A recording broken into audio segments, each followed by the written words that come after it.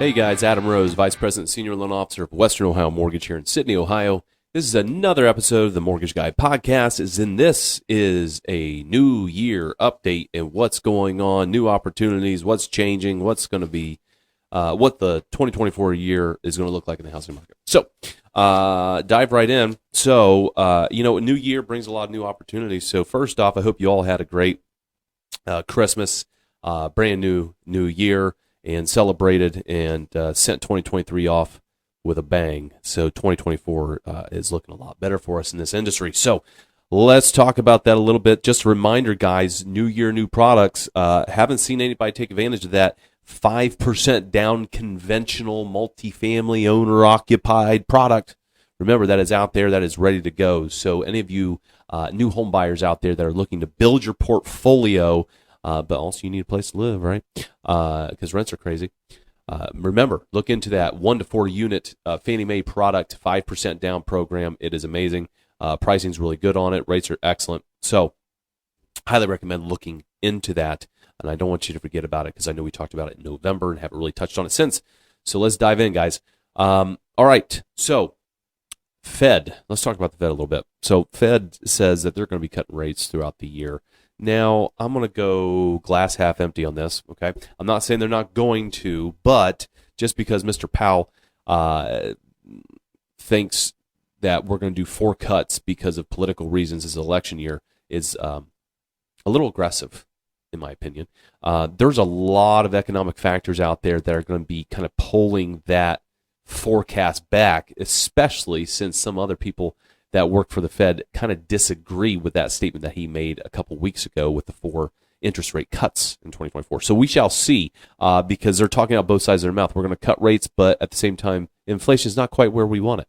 So never say never. So guys, we're going to see a little bumpiness in the rates. Do I think that they're naturally going to be coming down from start to finish of 2024? Absolutely, I do. I think that's going to happen for sure. And I think it might be lower than what we originally anticipated with some of the Fed announcement. But they're going to come down, they're going to bounce up, they're going to come down, they're going to bounce up. There's going to be a little bit of a roller coaster, but natural downward trend, which is great news for the housing market and home buyers out there when it comes to affordability. Now, with lower rates creates more buyers. So if we flood this market with a bunch of home buyers and our listings stay the same, we're going to be into another market of like a 21 where we're going over the ask in multiple bid situations. So it could counteract the buying power and what we feel like would be savings in the rate. But now you're doing 20 and 30 grand over ask, which is kind of takes away the whole savings piece.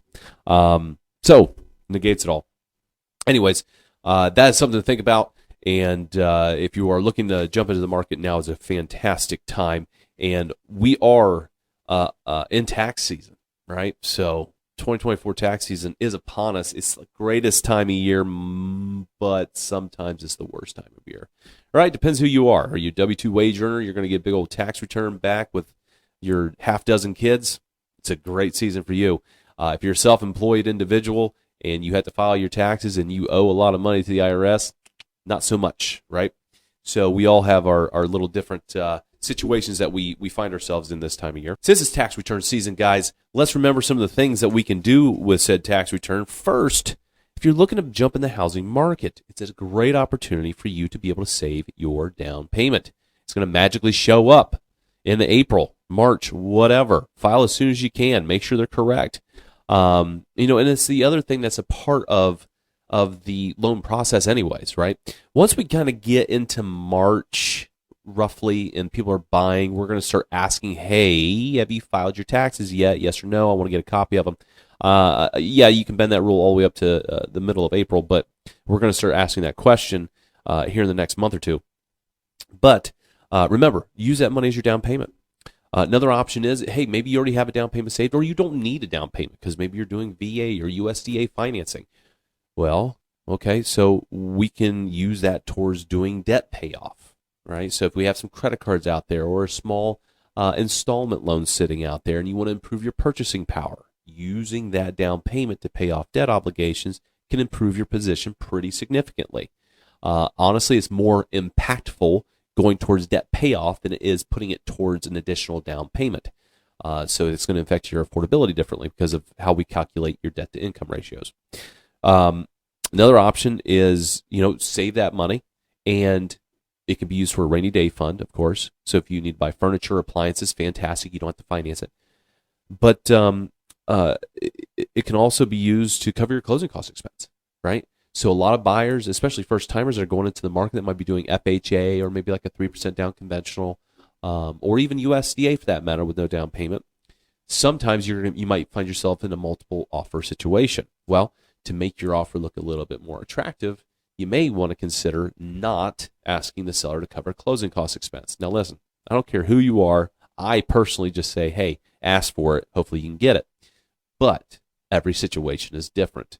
Again, you might find yourself in a multiple offer situation, and removing the request for closing costs being paid by the seller could get your contract accepted, right? Or it could just depend on the seller, right? Everybody's a little bit different.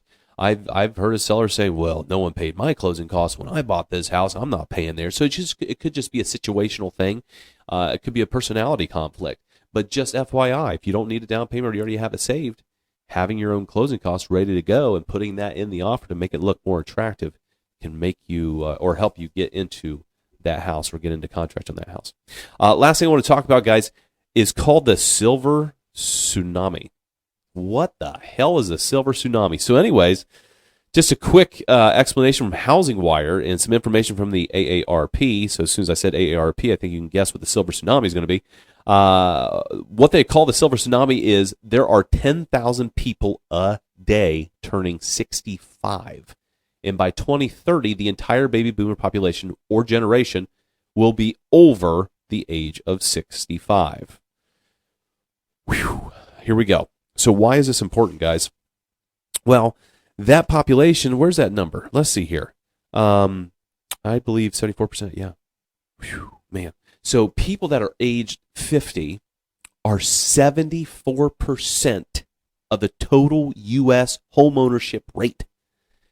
Let me repeat that. People over 50 represent 74% of homeownership in this country.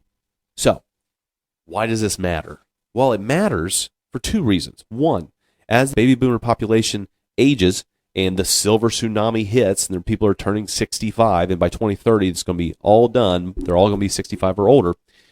One positive is that their homes may get listed. They expect a lot of the baby boomer generation, man, I can't say that, baby boomer generation to actually downsize. There was 51% of the baby boomers currently downsize over the last 2 years. That is huge. That is huge. So with the aging population and over the next 6 years, having a very, very large 65 and over population, we might see even more of that or consistent with the percentages that we've seen over the last couple of years. So a couple of goods and bads, right? Goods are their homes might be listed. It might be more ranch-style homes. It might be multifamily homes. It's going to be all over the map, right? But it's going to open up a lot of listing activity for our real estate agents and a lot of our first-time home buyers or second mover-uppers going into those properties. So that's a plus. It could help our housing market and our listing market. The downside is those same buyers that are trying to enter the market while we have this massive population downsizing, they're going to be in competition with one another. That's the challenge I think that we're going to be facing. So, and why that's an issue is been proven. I don't recall the statistic. I think it was a little over 20% of the U.S.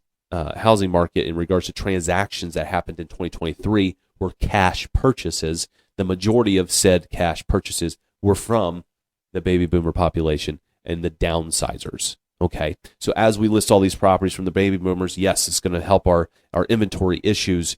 However, some of the buyers that are just entering to the market are going to be competing against the baby boomers that are downsizing. So that entry point home, that ranch style home that's 1,000 to 1,400 square feet, you're going to be in competition with the baby boomers who are going to be offering cash. So this is going to be the interesting challenge that we're going to be facing over the next 6 years, it looks like, based off of the Silver Tsunami data and information. Hopefully that all made sense. But give me your thoughts, guys. Tell me what you think in the comments. I'd love to start some discussions on there. But that's all I have for you guys this week.